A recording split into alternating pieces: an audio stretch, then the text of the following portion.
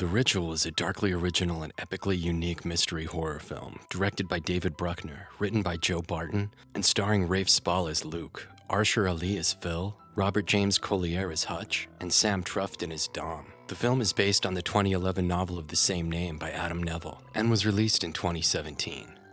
Four university friends meet for a hiking trip in northern Sweden in honor of Robert, who died in a robbery 6 months beforehand. Whilst Luke, frozen with fear, wasn't able to aid him, it is implied he could have very likely changed the course of events and prevented Robert's death, a guilt and weight that hovers over him through the entirety of the film. Whilst on this hiking venture, Dom injures his knee, and due to the length of the hike, the group decides to cut through the woods. Despite the generally ominous and darkening setting of the woods and a brutally graphic warning dropped directly in their path, the group continues ever deeper into an ever-darkening and haunted world of ancient religions, hollowed and poisoned occultists, and an unnamed, epically defined god that rules over everything within the forest, brutalizing, tormenting, and eventually killing everything that enters its domain.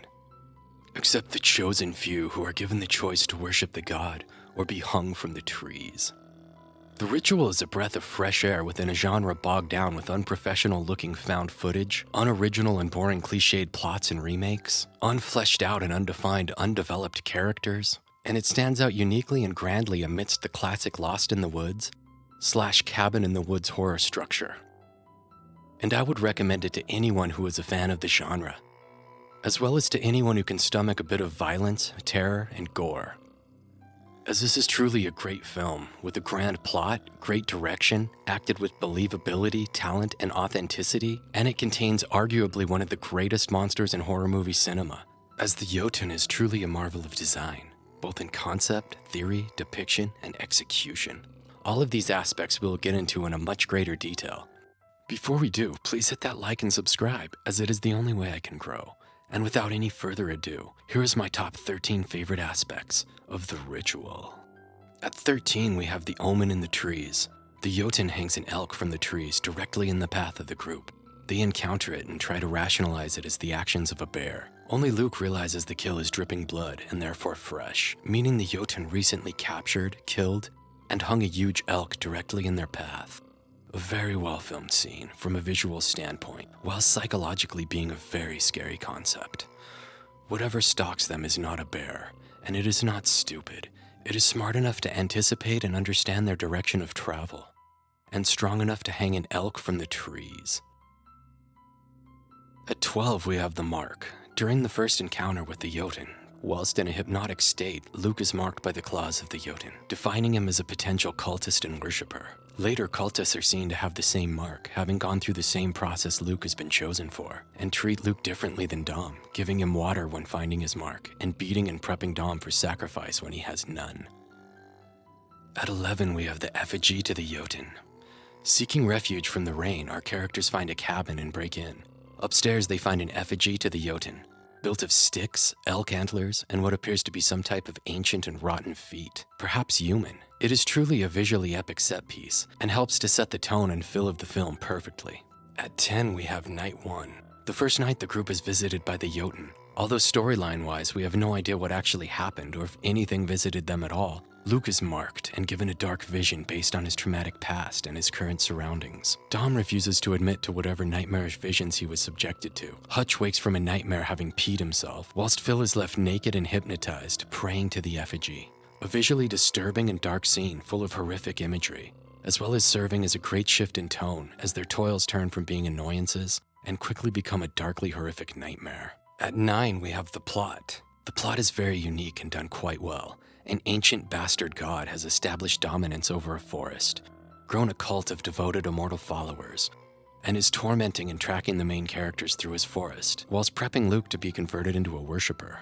This is filmed and executed both beautifully and brutally horrific, as the movie slowly reveals the deep dark truth of the characters' situation, and the lot of them are slowly and eventually hung by the ancient and dark god from the trees.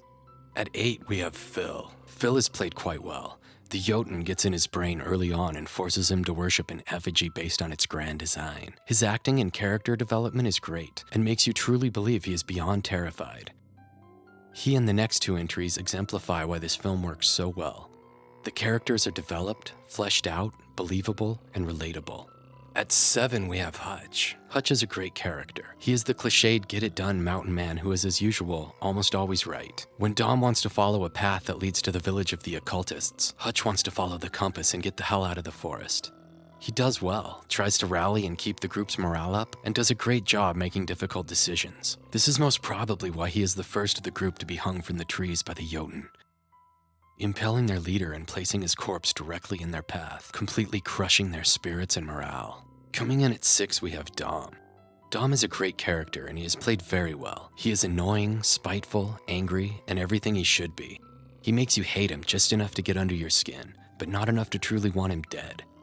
You still care about his well-being, as he is simply acting out under his situation, which is seemingly more and more hopeless, as the Yotan tracks the group deeper and deeper into the dark forest.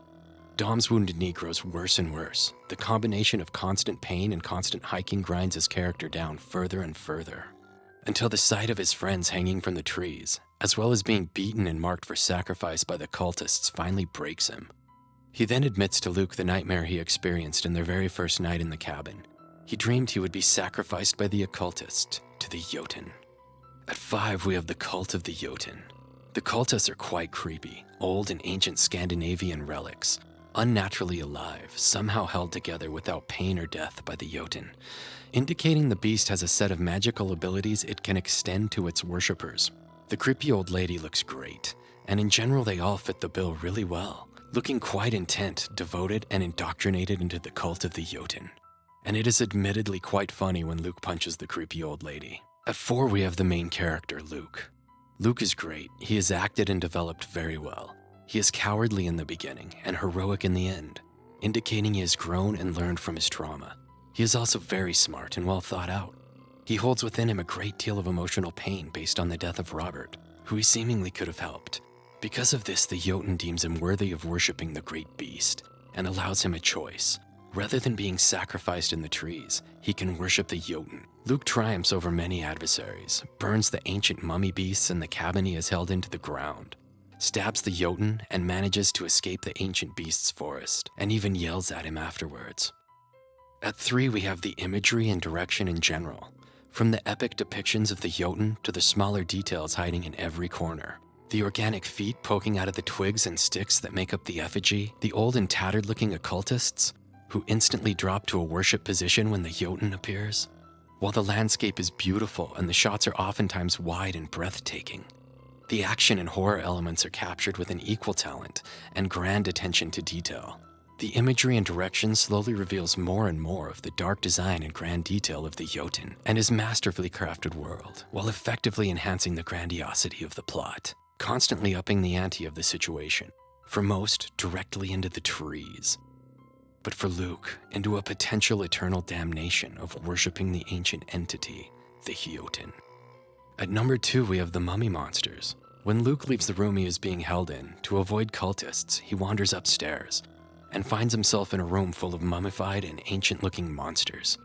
I believe they are the older occultists. What becomes of those infected by the unnatural immortality of the Yotan? Eventually they mutate and mummify into ancient-looking demon beasts, slow, seemingly worthless beyond whatever worship they provide the Yotan. As Luke burns them alive, they are only capable of moving and screaming, albeit very slowly, in a strange and nightmarish scene of burning, mummified demon cultists. At number 1, we have the grandiose, the epic and nightmarish, the perfectly done Yotan, a bastard offspring of Loki, raging forth with the merged DNA of a god and perhaps a human or an elk. It does not look like the Yotan is an offspring of a god and a human to me, and although I do not have any idea what Loki actually mated with to create such a beast, it certainly looks more elk-like than human. The beast holds power over a number of abilities: mind control, or at the least the ability to invoke visions and hypnosis over humans, vast strength as evidenced by a huge elk hung in the trees, and the ability to extend pain relief and immortality to its worshippers. I imagine it is capable of a great many more feats we have no idea of, but this is what we are given. Its only hindrance seems its inability to cross the barrier of its forest. and seemingly reacting and being wounded by normal weapons when Luke shoots it and when he stabs it. And amazingly done, uniquely created and thought out ancient half-god of Viking lore. Visually as well as story-wise, the Yotunn lives up to this standard of grandiosity, towering high in the trees, with at least 8 limbs and an epically unique body, chest, and face. The Yotunn stands out as the #1 feature of the movie and is genuinely creepy. It is even scarier when you think the situation through. Whilst you are dreaming a hypnotic and horror-filled vision, the Yotunn holds you in its arms and fills your mind with its eyes as you sway gently in its grasp, dreaming its epic and dark dreams. The Ritual is a truly great film, one that defines itself well beyond the norm of the cabin in the woods or friends lost in the woods trope. And within that genre, it is one of the very best films. I would recommend this movie to any horror genre fan, as well as most science fiction fans. I would also recommend this movie to anyone that can stomach it. I am not saying it is horribly gory when weighed by today's standards. What I am saying is this is a great movie, and if you can stomach its level of gore and creepiness, then there is a great chance you will like it. I normally do not recommend horror movies to non-genre goers, but here the movie is just so good that I recommend it to anyone and everyone.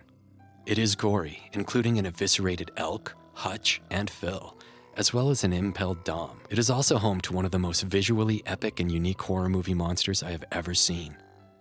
A truly unique and creepy beast, capable of breaking not only your body, but your mind and perceptions until you have no idea what you are doing while you shake, naked and broken, worshipping the dark Yotunn before it hangs you from the trees. If you liked any of this, then please hit the like and subscribe and ring that bell, as I have new videos coming out all the time. Thank you so much for making it this far, and I will be back with more.